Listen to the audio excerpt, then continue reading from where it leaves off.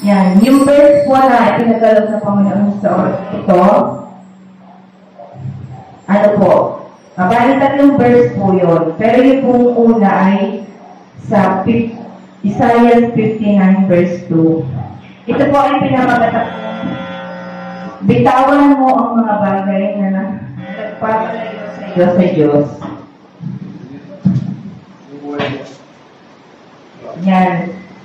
Sabi po dito, bitawan mo ang mga bagay na nagpapalayo sa iyo sa Diyos. Yan yung lahat po ng mga bagay na nagpapalayo sa atin para sa Diyos, kailangan po natin bitawan. Uno po, yung kasalanan. Yan. Sabi po sa Isaiah 59 verse 2, ang masasama ninyong gawa ang dahilan ng pagkawali ninyo sa Diyos. Yan po yung mga masasama nating gawa. Yan po yung una na nagpapalayo sa atin sa Panginoon. Yan, nagkasala kayo, kaya hindi niyo siya makita at hindi niya kayo marinig. Yan, kapag po pala tayo ay nagkakasala, hindi po natin sila nakita at hindi rin tayo narinig ng Panginoon. Yan, ang hirap po pala pag gano'n. Kapag napapalayo tayo sa Panginoon, bulag tayo at nagiging pingin naman si Lord sa lahat ng ating mga tawag. Hindi lang sa mga bagay na nagnakaw ka o pumatay ang kasalanan. Yung lumalabas sa ating mga labi, yung isipan natin, kapag tayo yung nag-iisip, tumingin lang tayo sa ating kapwa, meron na tayong iisip na sa kasalanan po yan. Yan. Higit ay ang bali-balay mo ang Diyos. Di ba sa oras nito, ito ay araw ng Panginoon, Sunday. Maraming araw na ibigay ang Panginoon, 6 days. Pero yung isang araw dapat natin itangi. Yung isang araw na yun, hindi pa yung maghapon para sa Lord. Pero hindi pa natin siya pinagbigyan. Yan po yung una na kasalanan na nagpapalayo sa atin sa Lord. Tayo na po yung gumawa ng para tayo napalayo sa Lord. Yung sa pinapaliwala natin siya. Yan po yung una na nagpapalayo sa Panginoon. Pangalawa po, yung laman. Sabi po sa Roma 8 verse 8, at ang nabubuhay ayon sa hilig ng laman ay hindi maaaring kalugdan ng Diyos.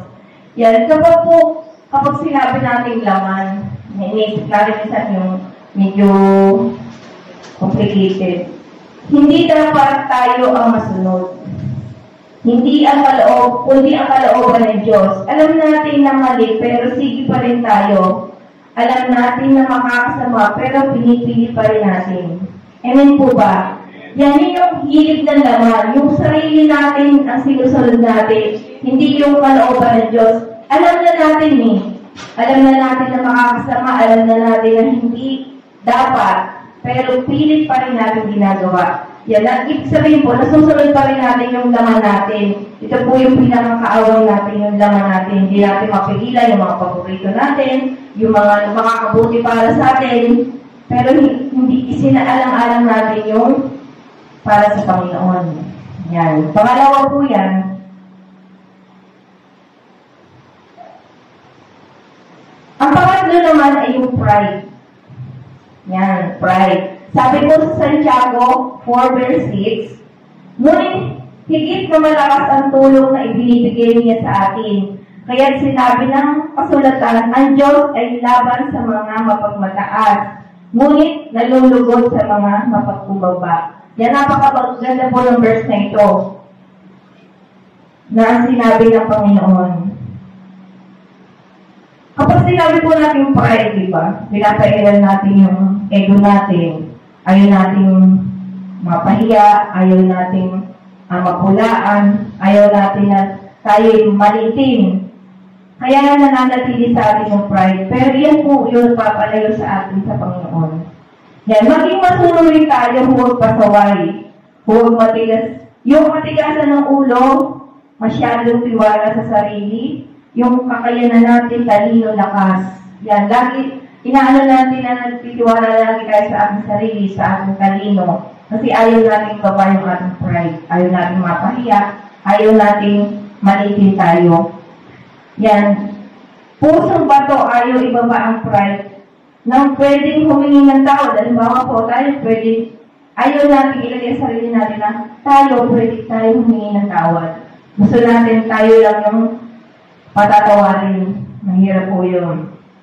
Kailangan po ang nais ng Lord, siya po ay nalulugod sa mga mapagkumbaba. Yung kahit ang mga tao yung kasala na sa atin, pero sino po ba ang bababa? Tayo pa rin, di ba po?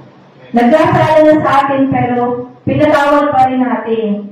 Malaki ang pagkakasala sa atin, o malaki ang nagawa sa atin, na halos hindi na natin kayang patawarin. Pero pag po ang nanay sa atin, ang nasunod ay yung kalooban ng Diyos, kaya po natin magpatawad. Mahirap po sabihin, madali sabihin, pero mahirap gawin. Pero kapag po tayo nasa Panginoon na, magagawa po natin to. Yan po yung tatlo na makakapagpalayo sa atin sa Panginoon. Yung kasalanan natin, yung laman natin, at saka yung pagiging mataas natin. Yan po yung tatlo na mensahe ng Lord. Kaya po, kapag nanatili po sa atin yung tatlong ito, alisin na po natin. Para po matanggap natin ang Panginoon ng buong puso. Sa oras po ito, nadala po ba kayo na tanggapin ang Panginoon? Amen po. Ipamagin na po natin yung mga tinapay at handa po natin tanggapin ang Panginoon.